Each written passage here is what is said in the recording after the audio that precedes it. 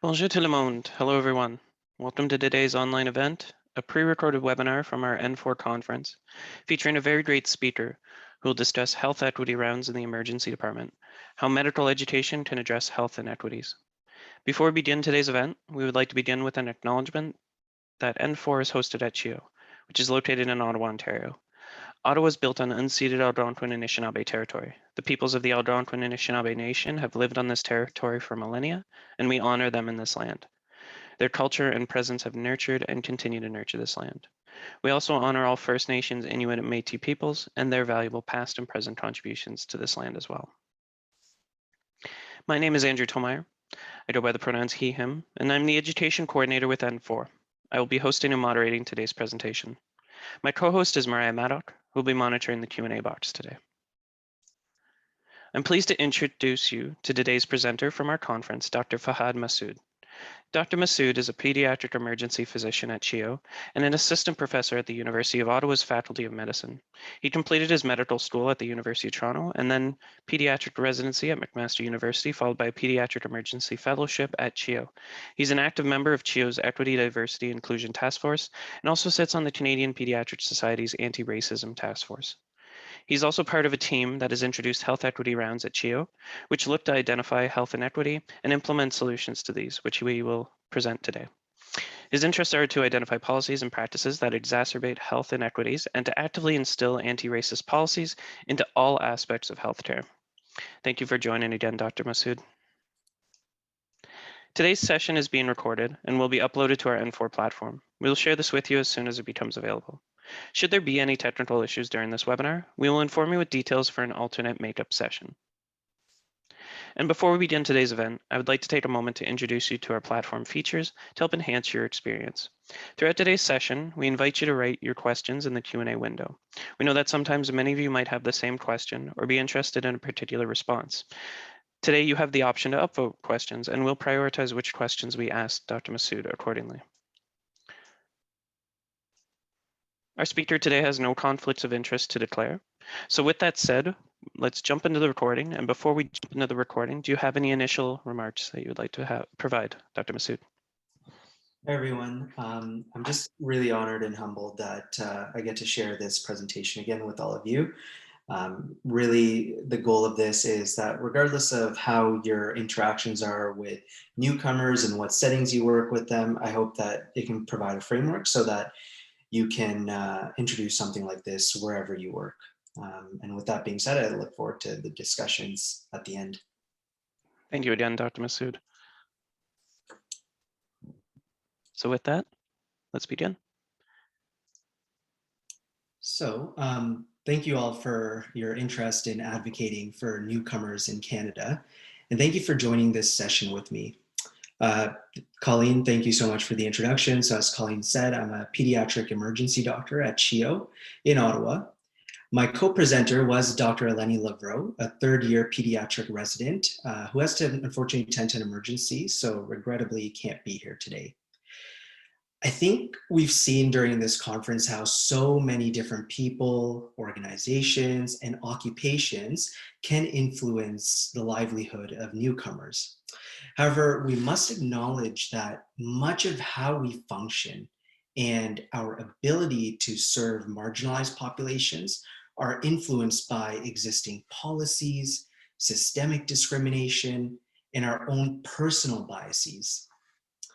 So today I will discuss how medical education is a key component to address health inequity and how an initiative we implemented in our CHIO emergency department is battling the system that we function in to hopefully rid health inequities. So I'll aim to highlight how medicine can exacerbate health inequities for marginalized populations. I'll highlight this by giving you some glaring examples of structural racism that has embedded itself within medicine and discrimination towards those with different language skill sets. Over the last few days, we've really focused on newcomers to Canada, but I want to emphasize that many of these problems are faced by Canadians who may even have very well established roots in this country. however, don't pass as the cisgendered, straight, white male. So knowing that, we can really acknowledge how much more difficult our systems can be for newcomers to navigate, but also how our system can negatively impact them. So while it's important to recognize these and have open and honest discussions about them and the horrors that our system has inflicted, our main take home today will be to show you one of the ways we can start to dismantle that system and then to rebuild a system that benefits all of us. I'll do this by giving you a framework for health equity rounds. We'll then show you specific examples of changes that are made and hope that regardless of your background and your involvement with newcomers or marginalized populations, that you can take some of these lessons and apply it to your own world. This is a very common picture that shows up all the time to portray the differences between equality, equity, and our true reality. What we all need to aim to do together, however, is not just to figure out how we get as close as possible to this picture in the middle, but we need to ask why the fence is there in the first place, and how do we remove that fence?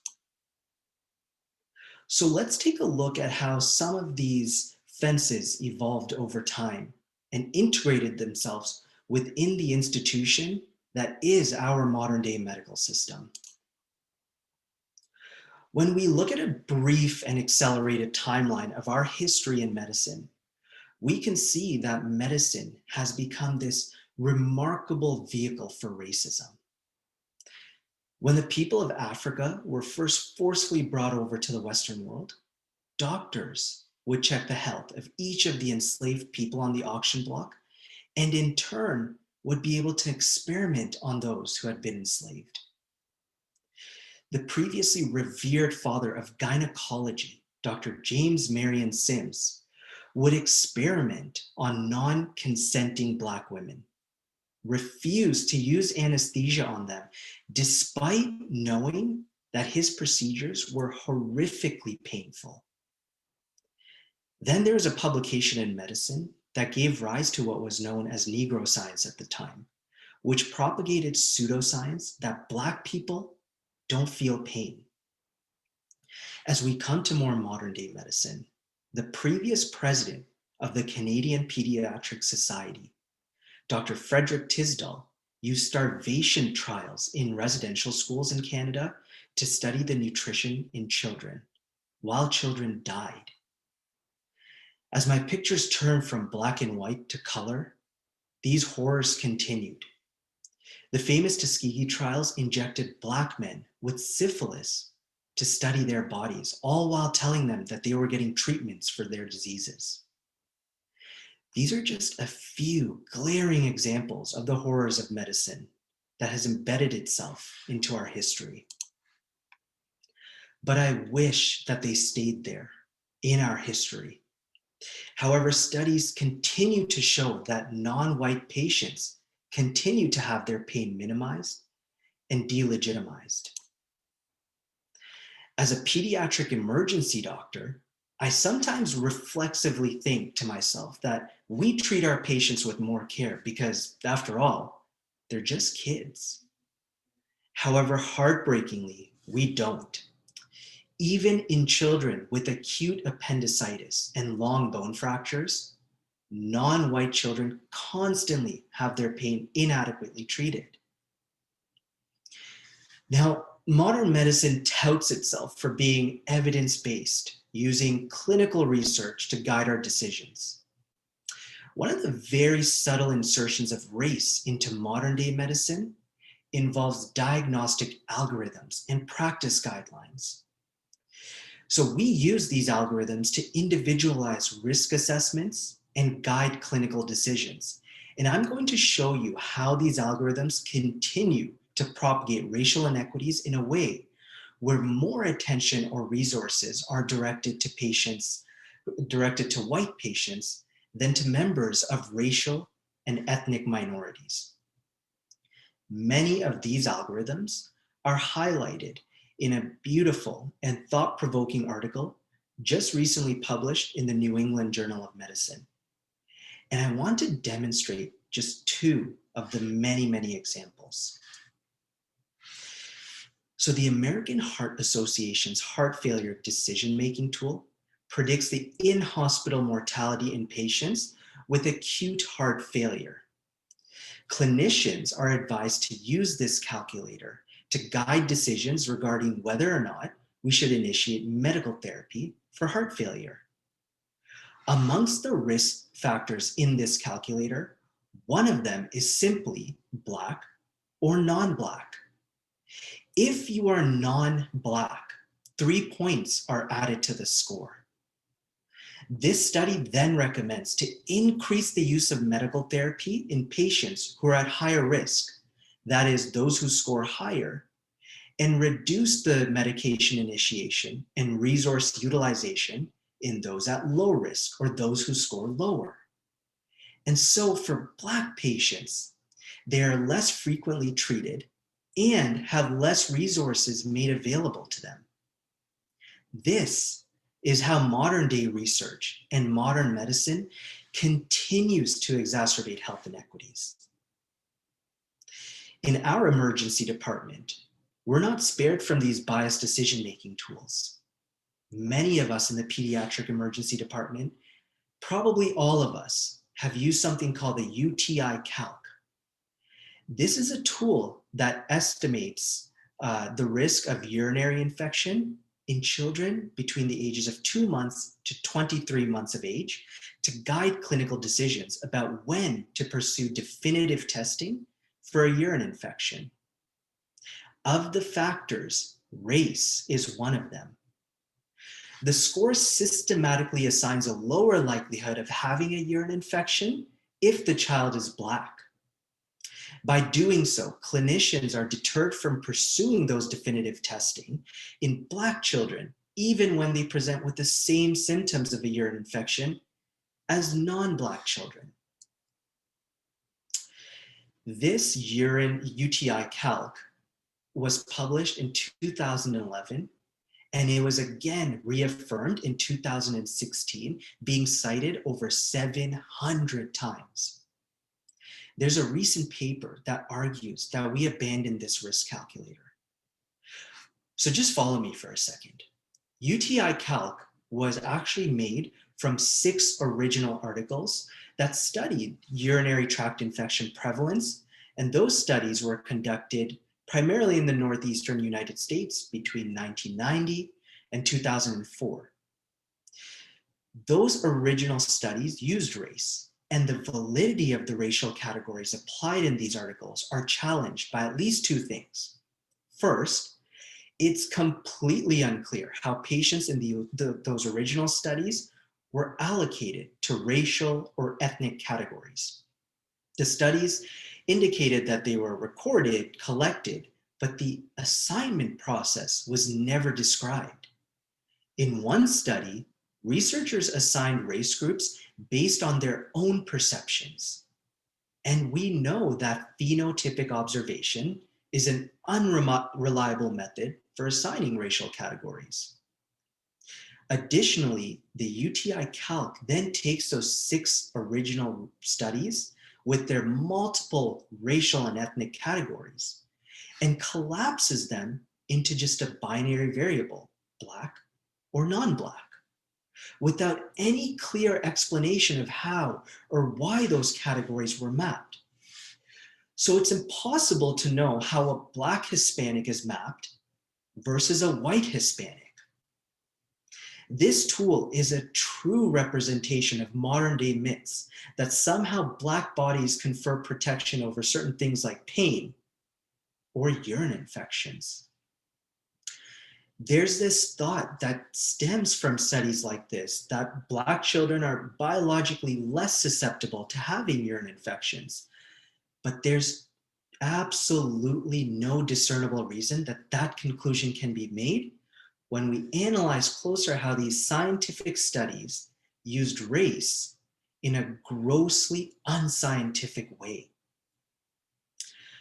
But advocacy against such racist tools and the fight to stop perpetuating medicine as a vehicle for racism has led to critical changes. UTI Calc has taken out its extremely unscientific use of race and is now in the process of being revalidated for the use in children. Joyce Echaquan filmed her maltreatment in a Quebec hospital emergency department before she died of being in agonizing abdominal pain. Only up until a couple of years ago, Northern and Indigenous children were separated from their parents or advocates during medical transports. Many of them died on those transports, like Mateo Riopol, brain death during medical transfer, away from his family's loving embrace. Brian Sinclair died at the age of 45, waiting to be seen in the emergency room at the Winnipeg Health Sciences Center. He was discovered dead 34 hours after he arrived because healthcare workers just thought he was homeless, despite countless patients raising concerns. Toronto resident Kamitra Ashman sought the care of a Black obstetrician for her second pregnancy after the first experience left her feeling invisible, neglected, and disrespected. And why shouldn't she? In Canada, Black babies are more often born premature, less adequate pain treatment is given to mothers, less chances are given for vaginal deliveries, and the list goes on and on and on. I want you to recognize that many of these people already were Canadians, knew the system, and were integrated within society. How much worse could it be for newcomers? I think we can all see why this matters. Structural racism and implicit bias in healthcare are not new. They just have different faces. They disguise themselves in the name of modern medicine. They create significant social and health inequities. They're behaviors that are learned in the systems that we train in.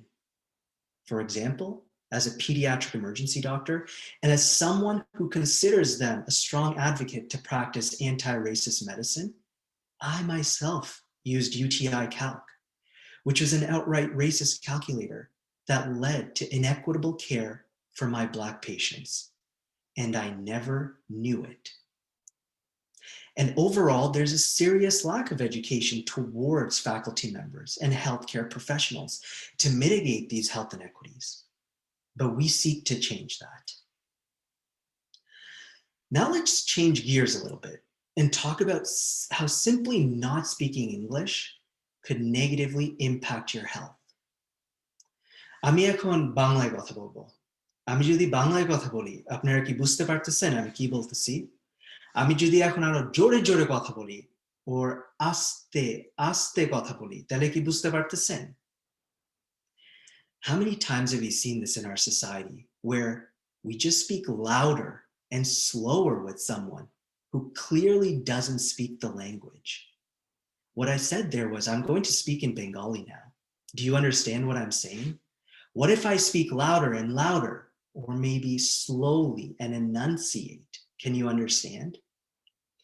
This happens all the time in medicine, and I truly wonder what the goal of this is if we actually want our patients to understand us. So what does the literature tell us about language barriers in medicine? We know that the use of professional medical interpreters is associated with decreased health disparities for patients who have limited English proficiency. Patients can comprehend better, of course, when spoken in their native language. There's fewer medical errors, and families and patient satisfaction goes up, morbidity goes down, medication compliance goes up, even when using professional service, when we compare that to using family members or bilingual staff. Let's now just focus on Canada's second official language, French. Again, I want to emphasize that even those with well-established roots in Canada suffer in our systems. Francophones, who live outside of Quebec face similar barriers and report issues with patient assessments, misdiagnoses, and delayed treatments. They have far worse patient understanding of their condition. They don't understand treatment options, and their medication compliance is poor. Even patients who would normally communicate in English as their second language lose that proficiency and ability to understand information in stressful situations like medical resuscitation, intense pain, or while being under the influence of drugs or medications. The bottom line, inequities in healthcare are created and exacerbated when clinicians and patients or their families can't converse in the patient's language of preference. I hope that I've demonstrated how inequities in medicine can arise using just two examples of racism in medicine and language giving rise to health inequities.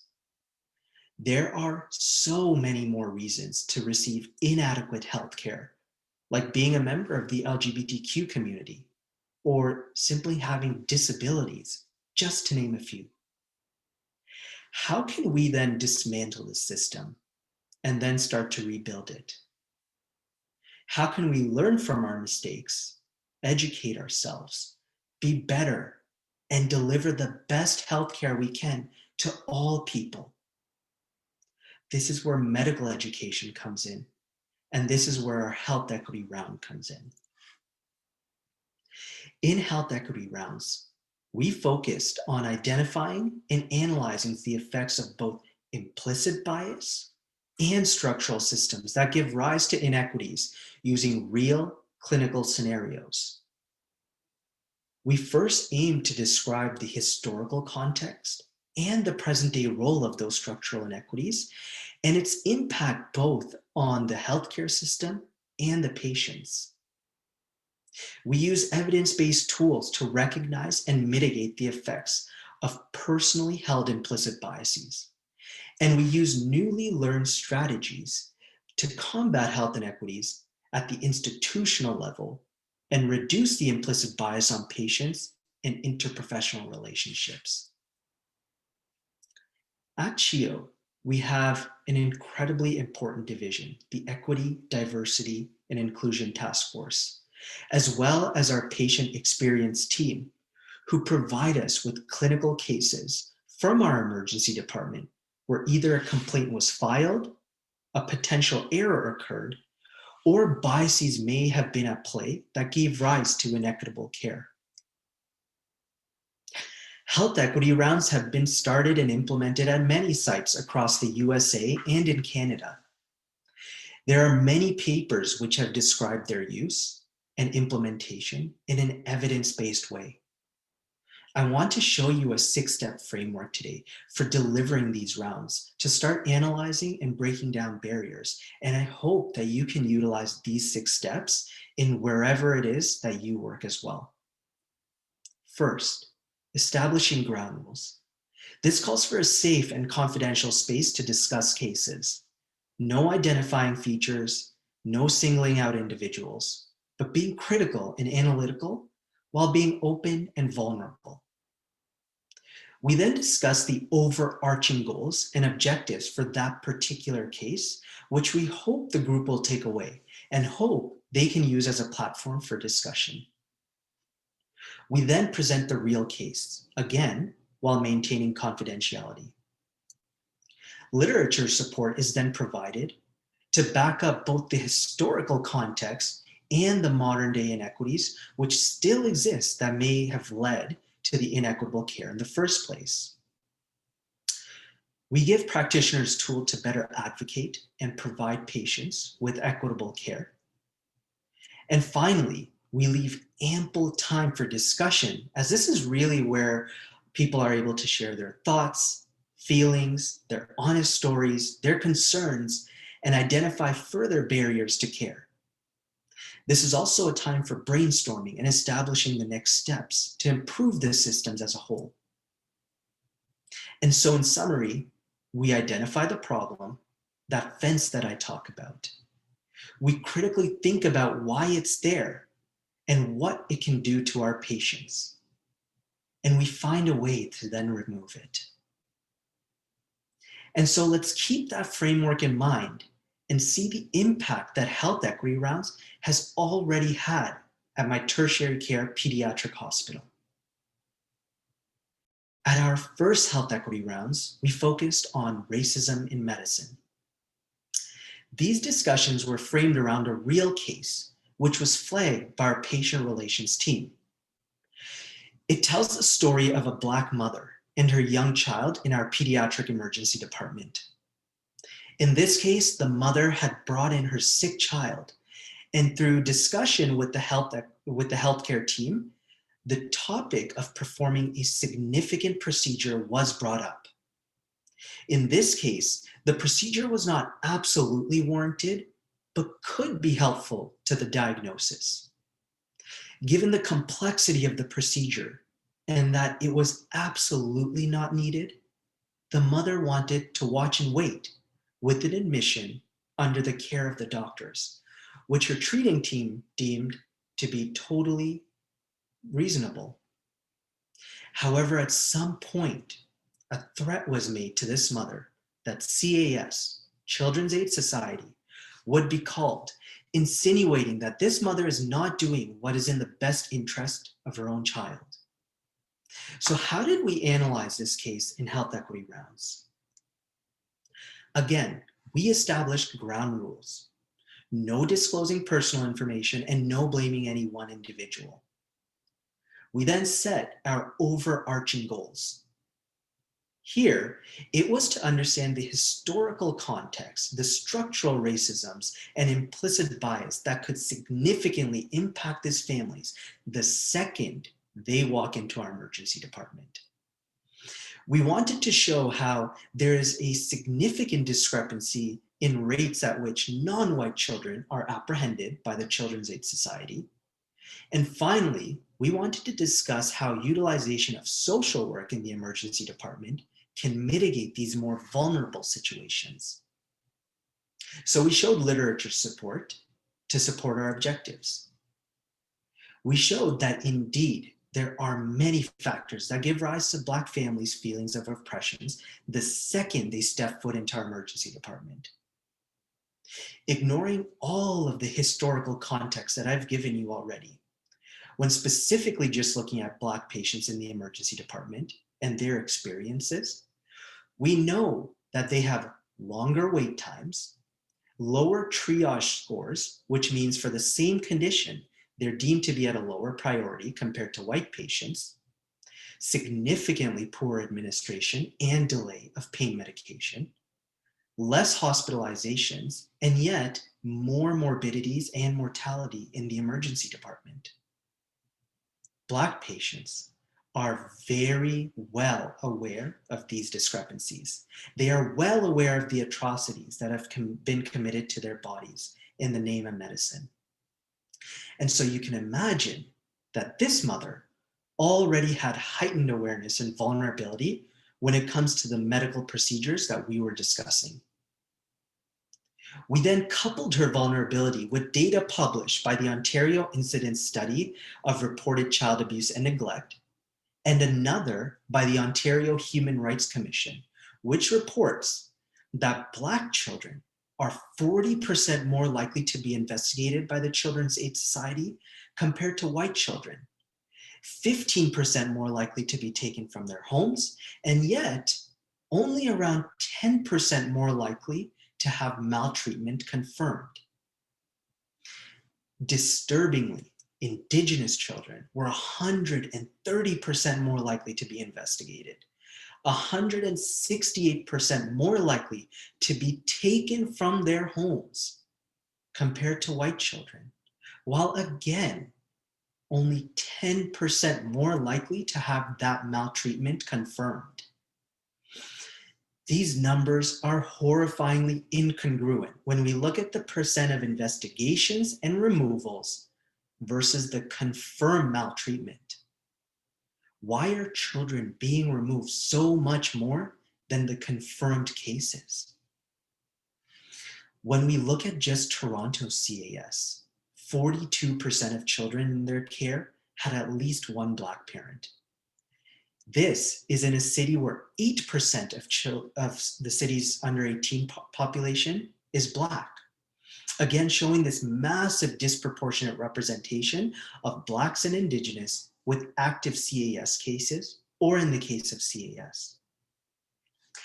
Interestingly, white children are underrepresented in Children's Aid Society care when compared to the proportion of their confirmed maltreatment. That is, they're not removed as often from homes, even when there is confirmed maltreatment. And instead, they're very appropriately offered more supports and services. So you can see that we have a situation where a Black mother brings her child in to an environment where she and her child will not receive equitable health care. And now, when a threat of CAS is made, her child is also much more likely to be inappropriately apprehended, and she is unlikely to receive appropriate or adequate supports. And our emergency department at CHEO allowed for history to repeat itself in a negative way. We created and continue to exacerbate that fence. But we're determined to break it down. We spent most of our time discussing tools we need at our disposal. We recognize that time and stress is a huge component that give rise to implicit bias in the emergency department. One of the most important changes we made was to streamline our consultation abilities to our social work services.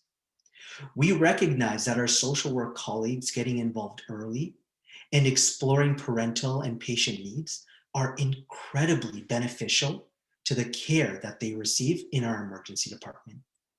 They also provide invaluable information for why somebody doesn't want a certain procedure, why they couldn't come to the hospital earlier. Perhaps they couldn't afford parking, but they give us those insights that sometimes time does not allow us to achieve.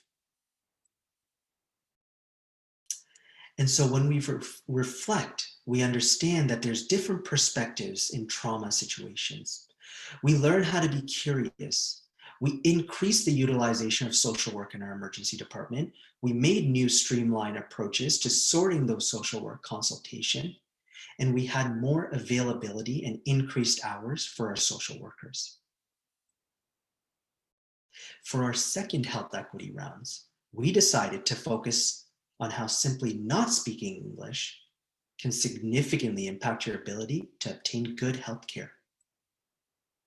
For these health equity rounds, we again used our patient relations team who flagged a case to us describing a young child who was brought by paramedics to our emergency department after suffering significant burns and trauma when playing at a playground. She was brought immediately into our resuscitation room. For those of you who are lucky enough to have never seen a resuscitation room, it's pictured here. It's loud, noisy, crowded, instruments beeping with all sorts of tones.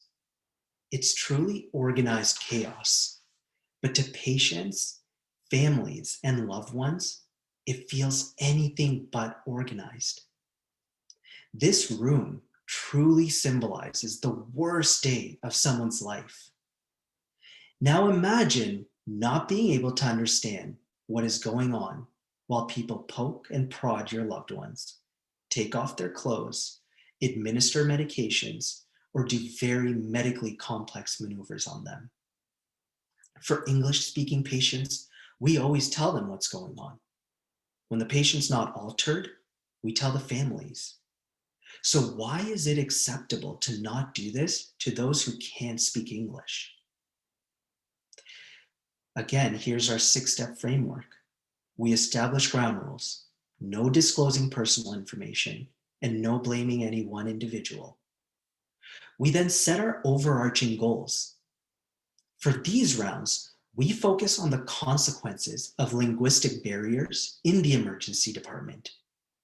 I've already shown you some of them today, which range from medication non-compliance to simply not understanding the diagnosis, not understanding what's happening to your body. We aim to understand the experiences of linguistic minorities in our emergency department. And for these rounds, we actually invited the mother in this case to talk to us. It was so eye-opening, deeply disturbing at what she had to experience with her child.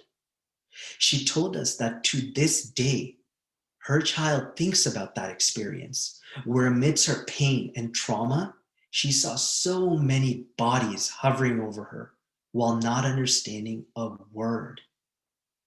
Finally, we wanted to showcase the accessible resources we already have in our emergency department, and then plan for the next steps into further mitigating these linguistic barriers. Again, after discussing our goals, we discussed the case in some more detail than what I've shown you today. We then reviewed the literature around inequitable healthcare when it comes to language barriers, as I've already presented to you today as well. After making these compelling arguments and exploring that in fact, language is an important reason for inequities in medicine, we again seek to change the way we practice. We again seek to take down that fence. So let's take a look at some of the tools we already have. In the emergency department at CHIO, we have in-person translators that are available when called 24/7. The availabilities of these translators do vary. So for example, French and Arabic translators are most readily available as those are our two highest language of needs. You can imagine, however, for more uncommon languages, there can be a delay in finding an interpreter. Now couple this with either nighttime needs or immediate needs when making critical decisions, we again reintroduce that language barrier. But one of our biggest advancements that we have made at CHIO is using an application called Voice, which are virtual voice translators that provide us language services in over 230 languages. We collect data on our Voice application for translation purposes. Most of the pie chart represents translation sessions between Arabic and English or French and English, which again was not surprising.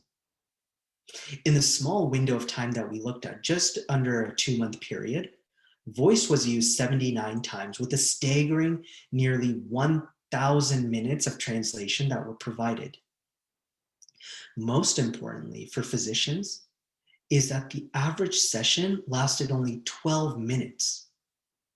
I bet you the time without Voice would surely last longer. And the average wait time for the most languages was only 30 seconds, which removes that barrier of time crunch that emergency physicians face. So we can see that there is an ease that exists and there is a need for translation that exists. What's unfathomable, though, is that studies tell us that we continue to not use these services, that only 25% of all medical trainees and medical faculty actually know what language services are available in their institution, which then gives rise to a new generation of doctors who will continue to exacerbate health inequities. So what were the discussions and solutions and further advocacies that evolved from these rounds? For simple starters, we recognize that many of our CHIO handouts, which we give to parents that explain their child's illness, management, and instructions, they're either in English or French. We started to create pamphlets so that all patients can benefit. We've started to push for the use of Voice in any situation where English is not the first language. We've also advocated for not completely abandoning in-person interpreters, especially for those families who have longer stays and more complex needs. In-person interpreters can also provide lots of comfort and can simply answer questions like, where's the bathroom? Where do I get food? And finally, one of the important works in process right now that came out of our brainstorming session was that our resuscitation space needs to have a space and place for interpretation. If we're going to use voice interpretation, we need to have the appropriate headsets or quiet area where the interpretation and audio will be feasible. We're also working on a protocol to activate the appropriate in-person translator that will be called ASAP when we know that a person who has language barriers is en route to our emergency department. These are usually in the cases of medical resuscitations or trauma situations. These are the powers of health equity rounds. Again, these are not new to CHIO. We didn't invent them, but we did implement them. And within a short period of time, we've started to see considerable change. So we're currently conducting a research project to see what the strengths and weaknesses of our rounds are, and if these rounds are actually conducive to constructive change in the culture of an environment. So far, we've seen that physicians and residents feel more in check with their own personal biases and are able to find further avenues to reflect on these barriers. They are more aware of systemic and structural systems that exacerbate health inequities. They have better perspective of experiences of those who are marginalized in our society and are more aware and in tune with ongoing advocacy. Furthermore, there are more open discussions about topics that influence health inequities in the emergency department. Anecdotally, I've been told about emergency doctors discussing cases where they feel that personal biases may start to affect the care of their patient. And this is a huge step, not only in one's personal recognition, but the recognition that all patients deserve equitable health care. There's also more interest in our equity rounds further in the future, and interest in expanding these rounds to other departments in our hospital. So I've shown you how implementing health equity rounds in our world works. I wondered, with the vast diversity of people at this conference, how you can implement something like this in your own world. The importance of an equity, diversity, and inclusion team cannot be understated. These are people who have lived experiences, secondhand experiences, or are strong allies in the fight for equality and equity. They are often most in tune with current literature, resources, and advocacy for marginalized population. You need to bring these minds together at your workplace to be a loud voice and to remind people constantly of the importance of equity, diversity, and inclusion, and the necessity of it. They are the team that can help you flag cases in your own work that may result in inequities, but they can also flag policies, media campaigns, or phrasings that are racist or not inclusive. I truly feel that this is the team that is the engine that will turn the wheels of institutional change. You need longitudinal equity, diversity, inclusion training. Having one session a year is merely a check mark. Even as a person of color, I'm not void of personal biases, and I don't fully understand the full extent of all people's lived experiences. But as someone who is entrenched in this education, I'm only able to better myself through ongoing exposure. Don't be afraid to use advocates on social media to continue to enrich your knowledge. Your institution also needs to have a culture for openness and vulnerability. These are hard topics. I've actually had physicians give me feedback on how simply my medical documentation could introduce bias. This was horrifying for me, but I remained open, had a huge moment of vulnerability, and I grew from that. And finally, I hope the 6-step framework I've given you gives you a foundation to start if you do choose to introduce these kinds of talks at your institution. I want to thank you all for your time. I know Dr. Eleni Lavreau would also thank you for your time, for your hard work, and assisting newcomers to Canada, no matter their appearance, the languages that they speak, and their backgrounds. I open the floor up to discussions. I'm happy to answer any questions you may have. Thank you so much.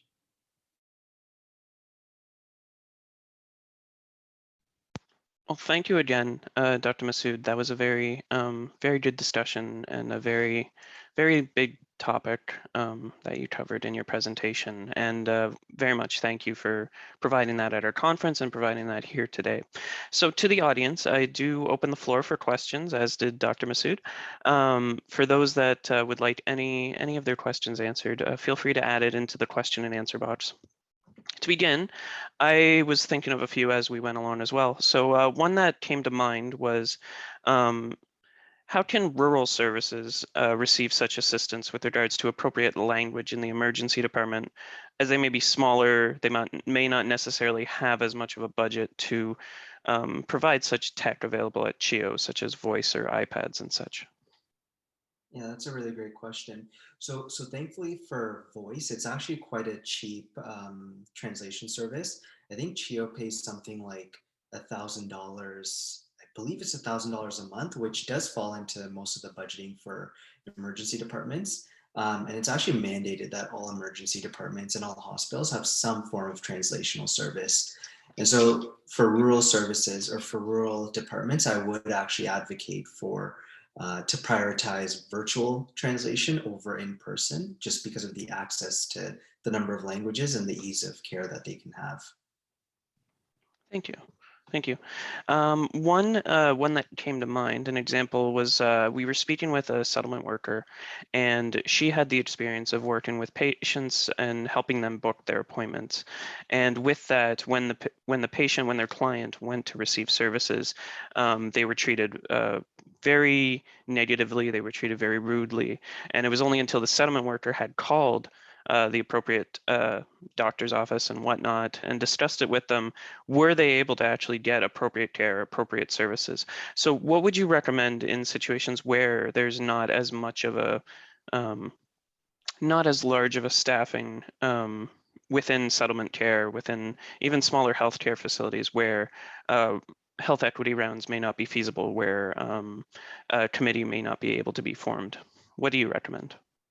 So I think the problem there really starts at the medical school level.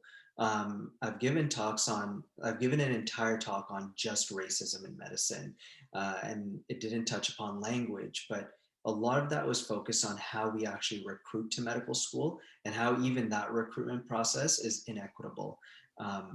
Just as a very small kind of maybe a little bit off topic from that is that in Canada, medical schools and the Canadian population actually doesn't match, both in terms of how we look as a medical school and also our financial and language background. So medical school populations completely differ from the general Canadian population. And I think, you know, that experience that you shared there, it really does come down to inequitable medical school admissions process, but also medical schools don't have any reasonable amount of diversity training in the slightest, but then expect us to be doctors who can provide diverse and well-rounded healthcare, which I don't think happens without training.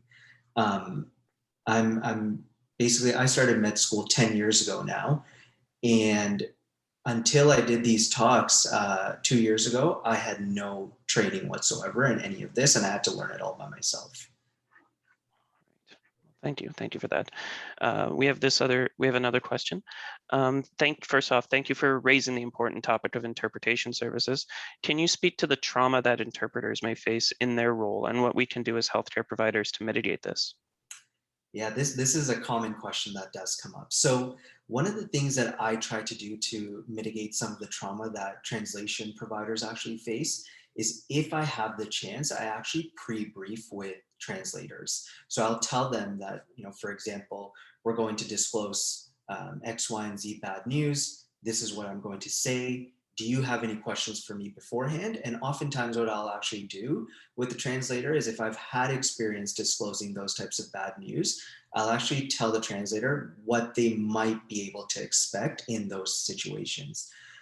So like parents crying, or, you know, parents becoming emotional. And I think that does help. And I always debrief the translator with the entire medical team. To me, the translator is part of the medical team and they deserve that same debriefing. Where it does become very difficult, though, is when you can't pre-brief them. So those are in the situations of resuscitations or trauma situations. But again, they really do need a debrief in those experiences. Of course, that sounds like a very good plan with that. One of our other questions is there one key institutional or even a provincial federal policy that you would recommend implementing in order to ensure all institutions have resources and capacity to pursue this type of equity promoting initiative?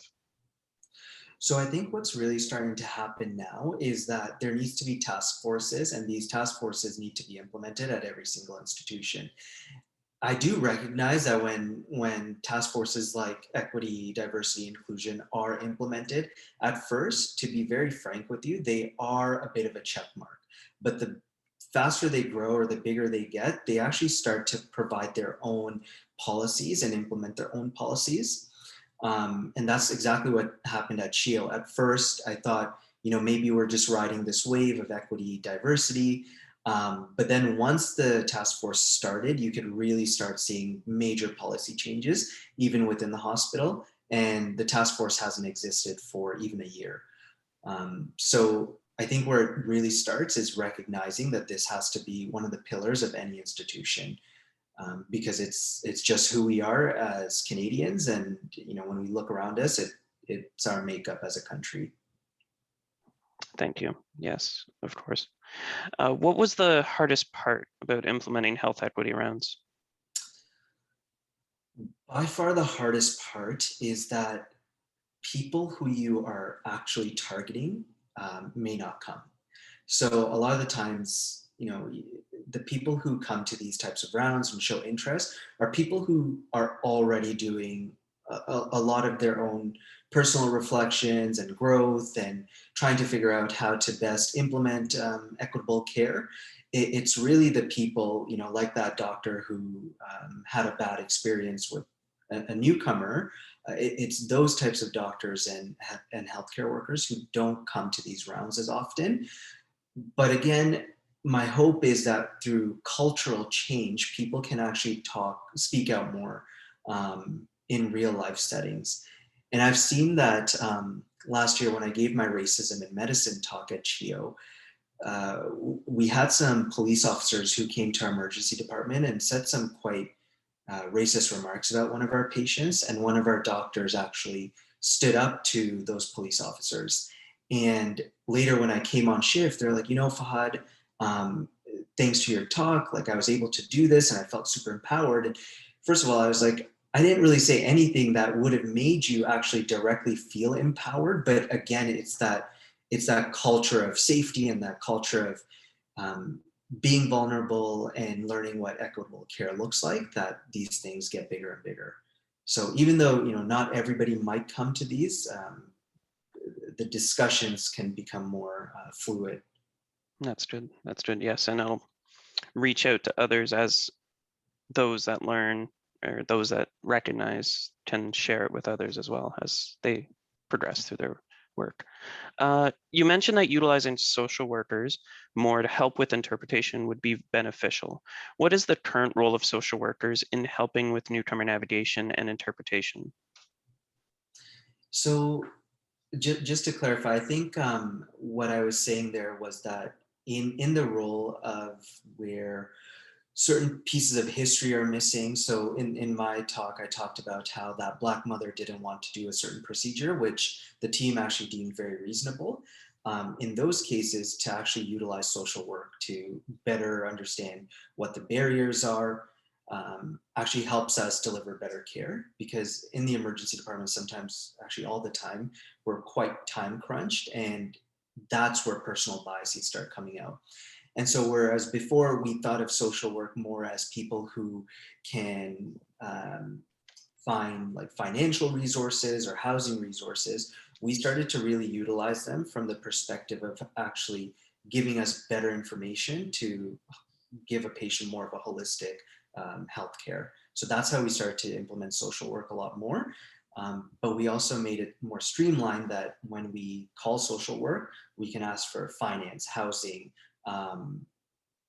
like social situations in the emergency department that come up, or barriers to care. So they can be streamlined a lot quicker. Thank you. Thank you. And just looking at the time, we have one final question to ask, and it is, if you could give one piece of advice to others looking to implement health equity rounds in their organization, what would it be and why? Can you repeat that question? Sorry. If you could give one piece of advice to others that are looking to implement health equity rounds at their own organization center, Yeah. what would it be and why? Yep. So I was actually texting with Dr. Lavreau, who was supposed to be my co-presenter. And the biggest piece of advice I have for anybody who tries to take on cultural change is to realize that momentum will go up and it'll go down. And when momentum really starts going down, that's when you need to start thinking about new and more fresh ideas, and then reinstate what your objectives and goals are. Because this work it's grueling work, and everybody shows a lot of interest, but then things fizzle off as soon as we all drop off this call. But it's really taking that momentum and implementing very concrete things and having very concrete action plans. We all want to do better, but unless we have those action plans, it just won't happen.